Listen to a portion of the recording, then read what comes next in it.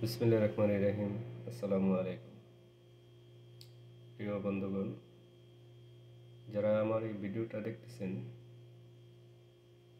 সকলকে আন্তরিক ধন্যবাদ। কিছু কথা না বললেই নয়। জানি না আমার এই আওয়াজ কতটুকু পর্যন্ত যাবে। তো খালি মাঠে একটু বয়ান দেওয়া, যদি শুনলে কেউ যদি শুনলো। যাক, মূল কথায় আসা যাক। দেশে একটি ভয়ঙ্কর শাসন, মানে একদলীয় শাসন ছিল। আল্লাহ এই জালেম, নিষ্ঠুর, খুনি হাত থেকে দেশ ও জাতিকে রক্ষা করেছে, আলহামদুলিল্লাহ। বাট একটি কথা সকলকে সতর্ক থাকতে হবে, মানতে হবে, বুঝতে হবে। কি সে কথা? আমার গায়ে যে গেঞ্জিটা দেখতেছেন সেটা একটা দলের। আমি অ্যাকচুয়ালি এই দলের একজন নগণ্য কর্মী। দল ক্ষমতায় থাকলেও ওই দলের কর্মী, না থাকলেও কর্মী। জিন্দিগিতে যদি ক্ষমতায় না আসে তা তো আমি এই দলের কর্মী, কোনো কিছুর লোভে না। এই দলের নেতা আমাদের তারেক রহমান। ওনার যে নীতি, সেই নীতির নেতা বর্তমানে আমাদের দেশে নাই বললেই চলে। উনি এত সাফারার পরও, এত টর্চারের পরও, তার দলের নেতা কর্মী খুন গুমের পরও উনি চাইতেছে যে কোথাও না কোথাও থামতে তো হবে। ওর সুযোগে ও আমারে মারছে, আমার সুযোগে আমি ওরে মারবো, কাটবো, ধরবো, তা তো ঠিক না। কোথাও না কোথাও থামতে হবে। সেই উদ্দেশ্যে উনি চাইতেছে যে না, প্রতিহিংসার রাজনীতি করা যাবে না। আমাকে মারছে, এখন আমি যদি ওইটার প্রতিশোধ নেই, তখন তো আবারও কোনো এক সময় কেউ প্রতিশোধ নেবে। এখন এই নীতিতে চলার কারণে বা এই নীতি গ্রহণ করার কারণে কিছু কিছু লোক, বিশেষ করে যাদের ছাত্র সংগঠন, ওই পলাতক ছাত্র সংগঠনের লুঙ্গির নিচে রাজনীতি করত, যে সংগঠন এই বিএনপির মানে ছাতার তলে থাইকা, লুঙ্গির নিচে থাইকা রাজনীতি করছে, বাইসা রইছে, তারা এখন মানে এমন একটা গুলোজোর সৃষ্টি করার চেষ্টা করতেছে যে বিএনপি আওয়ামী লীগকে শেল্টার দিতেছে। আরে এটা তো কখনই হবে না। কিন্তু প্রতিহিংসা, এখন যদি বিএনপি যদি ক্ষমতায় আসে নাই, বিএনপি তো ক্ষমতায় মানে আসতে চাইলে বা যদি চূড়াই পথে মানে পিছন দিক দিয়ে ক্ষমতায় আসার চেষ্টা করতো, তো এতদিন বিএনপির হাতে বাংলাদেশের চাপিকাঠি থাকতো।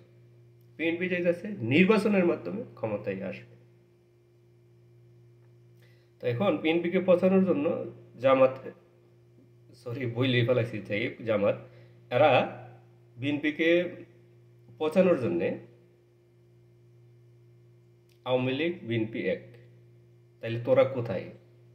বিএনপি কখনো আওয়ামী লীগকে নিয়ে আন্দোলন করছে? তোরা আন্দোলন করছিস?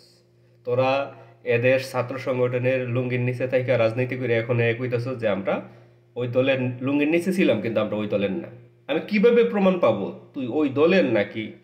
তাহলে ওই দলের না হয়ে থাকো, ওই দলের সাথে ছিলি, এই যে 5 তারিখের আগ পর্যন্ত যেসব খুন গুম হয়েছে ওইসবের সাথে তোরাও জড়িত। ওইসবের বিচার হইলে তোদেরকেও বিচার করতে হবে, কারণ খুনির সাথে আমি ছিলাম, বাঘবটাও আমি নিছি, আমি তাদের নিচে থেকে খাইছি, কিন্তু আমি এদের কোনো কিছু না। ওদের যে অপরাধ, সেই অপরাধের ভাগ তোদেরকেও নিতে হবে। বিএনপির বর্তমানে নীতি হয়েছে যে না ভাই, কোথাও না কোথাও থামতে হবে। থামার তো দরকার। কুকুরের সাথে তো কুকুরের মতন আচরণ করলে হবে না। এরা করছে, বাস করছে, মানে আমি এখন থামার দরকার। এরা খারাপটা করছে, আমি ভালোটা করে প্রমাণ করে দেব। বিএনপির নীতি হচ্ছে এখন এইটা। তাতে যদি কেউ বলে যে এখন এতদিন ছিল মানে জামাতের দোষর, এখন আওয়ামী লীগের দোষর, বলতে থাকুক, কিন্তু বিএনপির নীতি সঠিক পথে আছে। খুন খারামি মারামারি কাটাকাটিগুলি বন্ধ। আর চাঁদাবাজের কথা বলে মানে বিএনপিকে, আরে চাঁদাবাজি তো কিছুই না। চাঁদাবাজি বিএনপির নাম দিয়া বহুত লোক করতেছে, বিএনপির নাম দিয়া। বিএনপির লোকেরা যেই টর্চারের শিকার হয়েছে, যে নির্যাতনের শিকার হয়েছে, তারা কিছুই করতেছে না। হয়তো দুই একজন থাকতে পারে। বড় বড় চাঁদাবাজ ব্যাংক, হসপিটাল, মসজিদ, মাদ্রাসা দখল করে ফেলাইছে। বড় বড় চাঁদাবাজ আছে, যারা বলে তারাই। সো কথা বলার আগে সাবধানে বলতে হবে, হিসাব করে বলতে হবে। মিথ্যে প্রপাগান্ডা চালাইয়া কাউকে পচানো যাবে না, সামরিকভাবে হেনস্থ করা যাবে, ডুবানো যাবে না। সত্যের বিজয় বারবার হবেই হবে ইনশাআল্লাহ। আর এখন যে বিষয় কথা বলার আমার মূল উদ্দেশ্য, এই যে ভাঙচুর, এই সেই, সবার প্রতি আমার একটা অনুরোধ, কেন এরকমের? কোথাও না কোথাও থামতে তো হবে ভাই, থামেন। একজন ব্যক্তি অপরাধ করছে, তাকে দ্রুত আইনের সাজা দেওয়া হোক। আমি কেন তার বাড়ি ঘরে হামলা করব? আপনারা যে বাড়িতে হামলা করতেছেন, সেই বাড়িতে কোনো মা বোন বসবাস করে না? অপরাধী হয়েছে, কি হয়েছে? অপরাধ যে করছে তার বিচার আমি করি না কেন? তার দ্রুত আমি তার বিচারের আওতায় আনি না কেন? কেন আমি নিজে অপরাধীর বিচার না করে আমি নিজে অপরাধ করতে যাব? আমি অপরাধীর বিচার না করে কেন আমি অপরাধ করতে যাব? কারোর বাড়িঘর ভাঙা তো ভালো না, খুবই জঘন্য অপরাধ। ওই বাড়িতে শিশু থাকতে পারে, বৃদ্ধ থাকতে পারে, নারী থাকতে পারে, অসুস্থ রোগী থাকতে পারে। কেন এরকমের করতেছে? আমরা মানুষ হবে কখন আমরা মানুষ হব? ও আমারে মারছে, আমি ওরে মারবো, এই নীতি থেকে দেশবাসীর প্রতি অনুরোধ, ফেরত আসে প্লিজ। সবাই শান্ত হন, একটু ভাইবা দেখেন তো। একজন ডাকাত খুনি, তার সন্তান আছে, সে তার সন্তানকে আগলাইয়া ধরে মানুষ করার চেষ্টা করে। সে তো চায় না খুনি বানাইবার জন্য, অবশ্যই তার সন্তানকে মানুষ করবার চায়। সেই শিশু সন্তানের সামনে যদি ওই বাড়িতে হামলা করা হয়, ভাঙচুর করা হয়, ওই শিশু সন্তানটা কি শিক্ষা নিবে? ওই বাড়িতে যদি বৃদ্ধ একটা পুরুষ বা মহিলা থাকে, ওই বৃদ্ধটার কি অবস্থা হবে? তাই সকলের প্রতি অনুরোধ,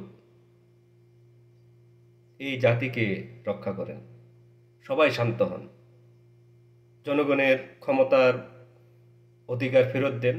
ভোটের মাধ্যমে যে কেউ ক্ষমতায় আসেন, বিএনপি কখনোই দাবি করে না আমাকে ভোট দিতে হবে। হ্যাঁ, অন্যান্য দলের লোকেরা আছে বিএনপিকে ক্ষমতায় আসতে দেব না, এই কথা বলা কিন্তু ওই যে পালাই গেছে তাদের মতনই, তারাও এই কথাই বলতো। বিএনপি কখনোই বলে না যে আমাদেরকে ভোট দিতে হবে বা ইলেকশন দেন, যা যে ভোট পাবে সেই। ওই যে চুরামি বাটপারি চিটারি কইরা ভোটের ছয়নই কইরা ওইভাবে না, সত্যিকারে ভোট দেন, নিরপেক্ষ নির্বাচন দেন, নির্বাচনের মাধ্যমে রাষ্ট্র পরিচালনা করেন। খানাখানি, মারামারি, কাটাকাটি, ভাঙচুর এগুলি বন্ধ করেন, আল্লাহর রাস্তে বন্ধ করেন। এই পৃথিবীর মধ্যে আসছেন, আর আসবেন না। যা কিছু করবেন ভালোটা করেন। একজনে মন্দ করছে আপনার জন্য, একজনে খারাপ করছে, তাকে ভালো কিছু দিয়া তাকে বুঝাই দেন যে তুমি যে রকমের আমি সেই রকমের না। যারা অপরাধ করছে পালাই গেছে, এমন আইন করো যে সর্বশেষ সংসদে যারা ছিল এবং যারা পালাই গেছে তারা আর কোনো তাদের নাম ঠিকানা নিয়ে দেশের প্রত্যেকটা আদালত, মসজিদ, মাদ্রাসা, রাস্তাঘাটে ঝুলাই দেওয়া হোক যে এই লোকগুলি আর কখনোই এই দেশে রাজনীতি করতে পারবে না। এটি সবচেয়ে বড় বিচার। গ্রেপ্তারও করার প্রয়োজন নাই। এই যে মানুষে দাবি করে, অনেকে দাবি করে যে বিএনপি আওয়ামী লীগকে কেন নিষিদ্ধ করতে বাধা দেয়। আরে নিষিদ্ধ তো আওয়ামী লীগ এমনি হয়ে গেছে গা। আমি কাগজে কলমে নিষিদ্ধ করলে তো এরা একটা অজুহাত পাইব যে আমাদেরকে নিষিদ্ধ করে দিচ্ছে, আমরা মানে ইলেকশন করলে বিজয়ী হইতে পারতাম। আর নিষিদ্ধ না করলে তো এটা আরো সুবিধা, এরা তো ভোটই পাইব না, এরা তো মানে রাজনীতি করার জন্য মাঠে আসতে পারবো না। যদি নিজেদের মধ্যে আপনাদের নিজেদের মধ্যে গুতাগুতি না থাকে, আপনাদের মধ্যে আপনারা যা শুরু করছেন যে ও চাঁদাবাজ, এই ওইটা ওইটা, ওরা তো সুযোগ নিবেই। নিজেদের ক্ষমতার লোভ না কইরা ঐক্যবদ্ধ থাকেন, কোনো আইন করার প্রয়োজন নাই। অপরাধী কখনোই সিনা উঁচু কইরা রাজপথে এসে দাঁড়াইতে পারবে না। এরা জানে এরা অপরাধের মাত্রা কতটুকু। এর জন্যই এরা বলতো যে একদিনে 10 লক্ষ 5 লক্ষ মেরে ফেলাইব। কিছুই হয়নি। আপনারা শান্ত হন, ভাঙচুর করবেন না। মানুষকে বাস্তহারা করা ভালো কাজ না, খুবই জঘন্যতম মন্দ কাজ। বন্ধ করেন। আপনি সৎ হয়ে থাকলেও তওবা করা, মানে সৎ লোকের জন্য তওবা করা নিষেধ নেই, তওবা করেন। কারোর মানে এইসব হারামের টাকা হোক, চুরি বাটপারির টাকা, ভাই আমার বাঙার দরকার নাই তো। এটা যাচাই করে যদি পাওয়া যায় রাষ্ট্রীয় তহবিল এটা জমা করে, কেন এটা যে বাংছে, এটা কি রাষ্ট্রের কোনো উপকার হয়েছে? কোনো কাজে লাগে নাই তো, কেন নষ্ট? অপচয় তো অপচয়। যদি চুরি করে তার বাড়ি আমি প্রুফ করব, সরকারি অধীনে নিয়ে আসবো, কেন আমি এই বাড়ি ভাঙচুর করব? ভাঙচুর করা তো মানে এটা কোনো রকমের তো হিসাবে মেলে না। তো আমার কথাতে ভুল হলে ক্ষমা করবেন। সবাইকে অনুরোধ করতেছি আবারও, মাথায় টুপি মুখে দাড়ি থাকলে আর মিষ্টি মিষ্টি কথা বললে হবে না। নিজের অন্তর সাদা কিনা নিজের অন্তর নিজে দেখতে পারবেন। নিজের অন্তরের মালিক কে?